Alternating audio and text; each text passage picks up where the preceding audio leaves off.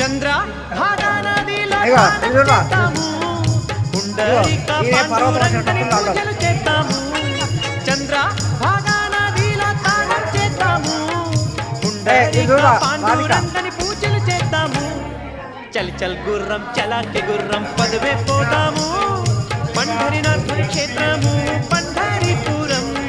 చల్ చల్ గుర్రం చలాకి గుర్రం పదవే పోదాము. పండరినాథుని క్షేత్రము పండరిపురం.